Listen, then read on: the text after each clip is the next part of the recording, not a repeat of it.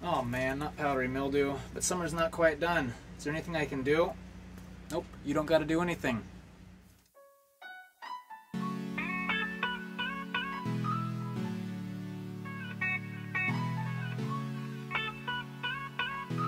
Everything that happens is motivation. Hey everyone, Jackson with Edible Garden Growers here, and as we approach the end of summer, I'm guessing many of you have gone outside and seen powdery mildew on your pumpkin leaves or other squash leaves and wondering what you can do about it. And at this point, I don't recommend you do anything. Personally, I don't do anything. You're not going to be able to really help the plant by spraying it with anything. It's, in my opinion, just going to make the problem worse. It's not going to affect the squash and the pumpkin that you already have on there. They're still going to be able to finish their lives, no problem. It's not going to make it inedible or slow the rate of their growth down. So I think you should just leave it. Nothing really you could do. Some people might recommend some fungicides or home remedies. And you know, if it's earlier in the season, like early summer or spring, that might be something you can look into. I don't personally spray anything ever.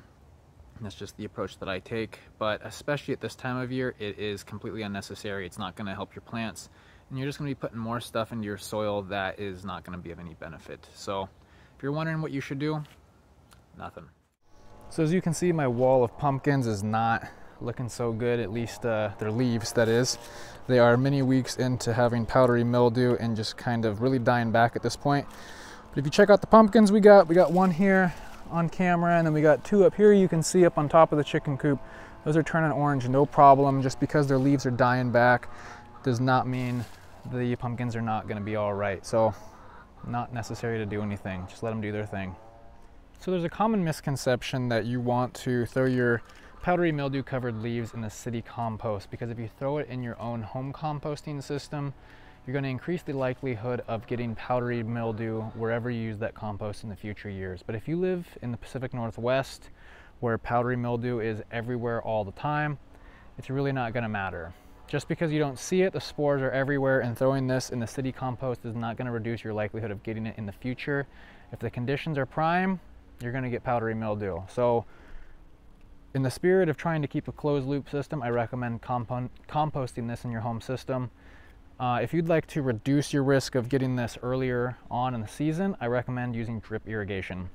The biggest culprit for getting powdery mildew is overhead watering with a hose or sprinkler system or something like that, where the leaves get wet, and then that provides the prime conditions for your plants to get powdery mildew. So if you're getting powdery mildew at this point in the season, it's really not an issue. If you're overhead watering, the leaves get wet, and you're getting powdery mildew in the late spring or early summer, it's a different story, because then your plants are not going to be able to reach their maximum output before the problems start to set in like this. So if you're wanting to reduce your issues of getting it and prolonging the time frame until you get it, I definitely recommend drip irrigation.